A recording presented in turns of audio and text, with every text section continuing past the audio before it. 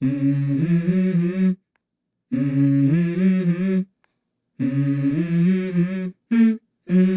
go.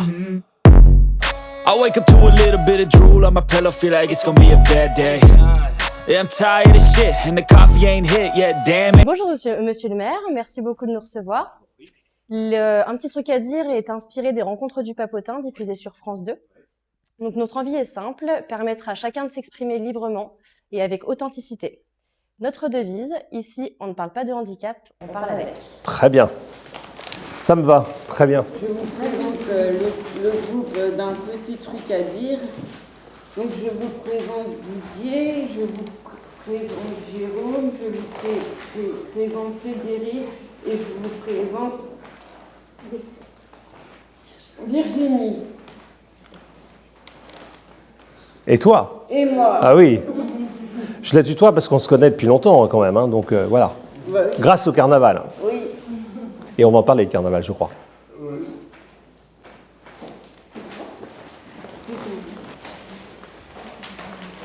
Qu'est-ce que vous faites de votre journée, monsieur le maire? Très bien.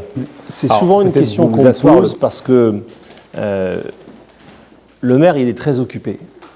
Mais il n'y a pas une seule journée qui ressemble à une autre. En fait, ce qu'un maire fait et ce que je fais, ça change tous les jours. Je suis à la fois beaucoup sur le terrain, quand on m'invite pour des manifestations. Ce week-end, j'étais à une brocante, par exemple, organisée par la Croix-Rouge, mais je peux aussi aller à une rencontre sportive, ou tout à l'heure, je vais aller voir nos anciens dans les résidences autonomie, parce que c'est bientôt la fête des mamans, et qu'on va les souhaiter aux dames la fête des mères. Et je suis beaucoup sur le terrain. Et puis, le reste du temps, je suis ici, à la mairie, pour des réunions. Dans les réunions, on va décider ce qu'on fait de l'argent des contribuables, comment on va l'utiliser pour faire un budget, pour essayer de faire tourner la ville. Vous connaissez la ville, hein? C'est tous les gens qui travaillent dehors, par exemple, ceux qui nettoient la ville, qui entretiennent tous les parterres de fleurs. Vous avez vu, Châlons, il y a plein de fleurs. Il faut les entretenir, ça c'est des gens de la ville qui travaillent. Donc il faut décider ce qu'ils vont faire. Donc il y a à la fois un travail ici, à la mairie, et un gros travail dehors pour aller à la rencontre des gens. Voilà, donc en fait il n'y a pas une journée qui ressemble à une autre. Je peux commencer ici, et je suis ici avec vous, mais après je vais aller sur le terrain, dehors, ou l'inverse, je commence dehors et je reviens après à la mairie. Donc c'est des journées qui sont bien occupées. Il faut essayer aussi de réfléchir aux grands projets qu'on veut faire. Vous avez vu, quand on refait par exemple les quais de Saône, quand on a... vous êtes promené déjà sur les quais, sur les bords de Saône? Oui. Bon ben voilà, ça il y a eu des gros travaux qui ont été faits ces dernières années. Donc il fallait réfléchir à la façon dont on allait faire ces travaux. Donc on a travaillé beaucoup ici, dans cette mairie, puis après on est allé sur le terrain pour faire des travaux. Voilà, donc le maire il a pas un travail, il a 100 travaux différents, et ça dépend des jours. Et c'est pour ça que c'est super intéressant, parce que justement, on fait des choses qui ne se ressemblent jamais d'une journée à l'autre. Et est-ce que vous faites beaucoup de mariages? Oui. J'en fais ici, et là on est dans la salle des mariages. Et d'ailleurs, quand je fais des mariages, je porte l'écharpe tricolore. Je fais dans l'année, je ne vais pas vous dire de bêtises, j'aurais pu réviser le chiffre, je crois qu'on est sur une ville comme Châlons, on est à peu près 200 mariages par an. Alors je ne suis pas le seul à les faire, hein, j'ai des adjoints aussi qui parfois font aussi des mariages à ma place, mais quand je suis libre, c'est moi qui les fais. Et j'adore faire ça, parce qu'on voit la plupart du temps, des gens heureux, et c'est un bon moment. Voilà. Donc oui, je fais beaucoup de mariages. Merci. Pourquoi avez-vous souhaité devenir maire? Ah, La fameuse question. la fameuse question. En fait, avant d'être maire de Châlons, j'ai été élu dans une commune pas très loin d'ici, qui s'appelle Saint-Désert, qui est un village d'un peu moins de 1000 habitants. Et j'ai été élu, j'avais 22 ans. Donc c'est jeune. Qui a 22 ans ici? Qui a déjà eu 22 ans? La plupart, vous avez eu 22 ans. Tout le monde a déjà eu 22 ans. Bon. Donc j'ai été élu à 22 ans. Pourquoi? Parce que ça m'intéressait. Parce que je m'intéressais à la vie de mon village et que le maire de l'époque m'a donné ma chance à un moment donné en disant ça serait bien qu'un jeune puisse venir au conseil municipal et apporter sa vision des choses. Et puis ça m'a plu énormément. Et du coup j'ai continué. J'ai continué à la fois dans ce village, puis après en me présentant à Chalon-sur-Saône. Chalon, c'est ma ville. Hein. Je suis vraiment originaire d'ici. Alors, je suis né à Saint-Rémy, puisque la maternité à l'époque, elle était, en tout cas celle où ma mère a accouché, était à Saint-Rémy. Et donc après, j'ai vécu à Saint-Désert, après Chalon. Donc je suis vraiment resté dans ma région, dans ma ville, et ça me plaît beaucoup. Donc s'il faut répondre à la question, parce que j'ai envie de faire bouger les choses, voilà, et que quand on est maire, alors on n'est pas maire tout seul, hein, il y a une équipe qui s'appelle un conseil municipal. Et quand on est maire, on a un peu la possibilité de faire bouger les choses et d'améliorer les choses. On essaie, en tout cas. Donc voilà, c'est pour tout ça que j'adore être maire. Et c'est vraiment en tout cas dans ma vie, ça fait maintenant 12 ans que je suis maire, mais je suis élu depuis plus longtemps, je vous l'ai dit. Mais depuis 12 ans, je prends un plaisir fou à assumer mes fonctions. Voilà. Que pense votre femme quand vous n'êtes pas là? Ça arrive souvent. Hein. Alors ça, c'est aussi une très bonne question parce que vous avez le souci de la famille. Parce que c'est important. Hein. Vous savez, quand vous êtes élu, c'est vous qui êtes élu. Mais vous y passez tellement de temps que la famille, forcément, est obligée, parfois avec bonheur, parfois avec tristesse, d'accepter que vous soyez absent très souvent. En fait, le maire n'a pas d'horaire. Ça répond un peu à votre question aussi. C'est-à-dire que je peux commencer selon les réunions et les gens que je dois voir parfois très tôt, et je peux aussi de temps en temps finir très tard. Et bien souvent, à midi, on a une réunion, un déjeuner de travail, etc. Donc il faut absolument que le conjoint, ma femme en l'occurrence, accepte ça. Alors elle l'accepte. Voilà. Elle aime ce que je fais aussi, elle aime l'engagement, elle aime la politique comme moi, même si elle n'est pas élue.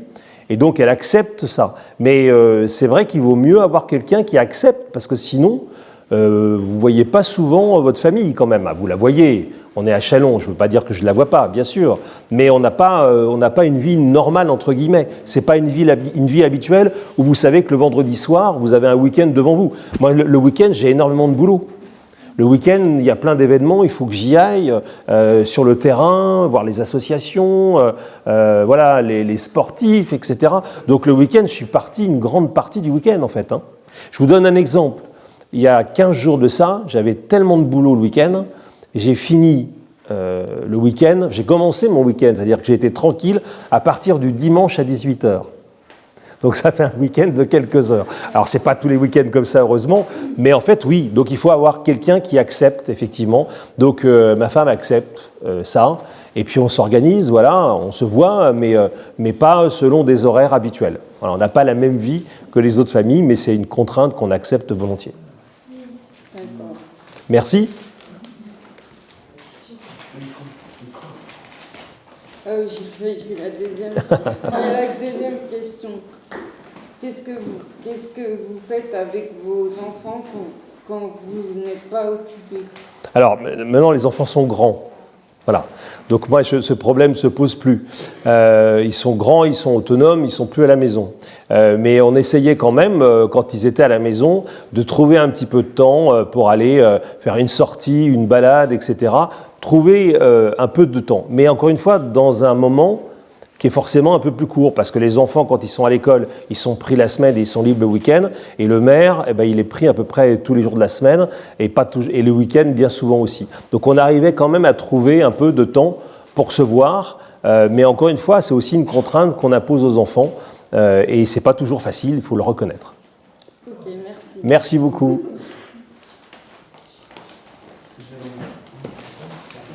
Bonjour. Oui. Alors le Tour de France arrive à Chalon, il revient à Chalon. Parce qu'il était là en 2019, il était venu et il revient cette année le 16 juillet. J'espère que vous ne serez pas loin quand même. Vous allez passer, il passe à côté de chez vous. Là, vous allez tous être avec les bobs cochonous sur la tête. Il faut essayer la caravane va en lancer pour aller récupérer. Alors oui, le Tour de France revient à Chalon. Alors ça nous fait très plaisir. Alors vous me demandez si je suis fier. Oui, je suis fier, bien sûr. Je vais vous dire pourquoi. Parce que Pour deux raisons, au moins deux raisons. La première, c'est que on va parler de Châlons. Avec le Tour de France, il y a des caméras partout, il y a des hélicoptères, vous allez voir, hein, les hélicoptères qui tournent pour filmer la course et qui vont filmer aussi tout ce qui se passe. Et on va voir plein d'images de Châlons. Et donc, ça va faire parler de Châlons en bien. C'est pour ça, vous voyez, juste avant d'arriver, là, j'étais avec un de nos jardiniers qui me montrait, vous regarderez le grand parterre de fleurs qu'on a fait de l'autre côté de la Saône. Vous l'avez vu? Voilà, et ben, c'est à l'image du Tour de France, avec les grands maillots que portent les coureurs du Tour de France. Et donc, on en a parlé juste avant que je revienne vous voir, là.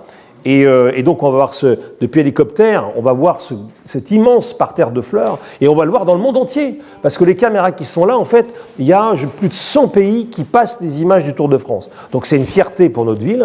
Puis la deuxième chose qui me fait plaisir avec le Tour de France, c'est que tout le monde vient le voir. Il n'y a plus de différence entre les gens, les jeunes, les moins jeunes, les riches, les pauvres, ceux qui viennent de partout, ceux qui sont d'ici, tout le monde se retrouve pour voir le Tour de France. C'est un moment incroyable où les gens se rassemblent et se retrouvent. Donc pour ces deux bonnes raisons-là, je suis très très heureux que le Tour de France revienne à Châlons.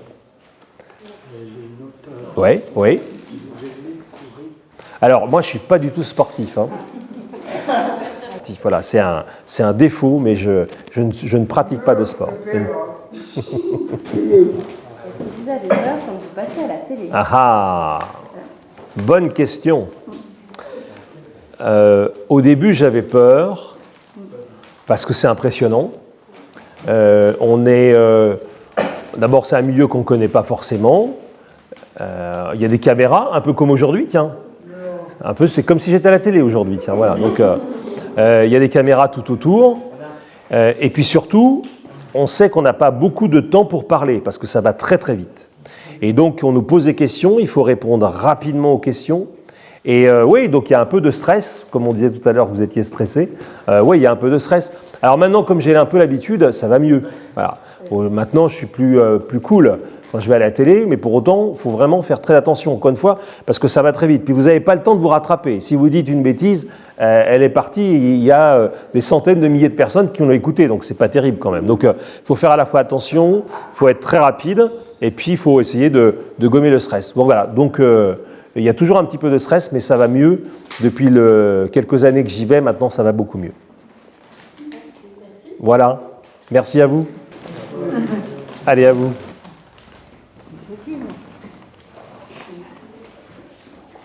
Pourquoi les manèges gratuits?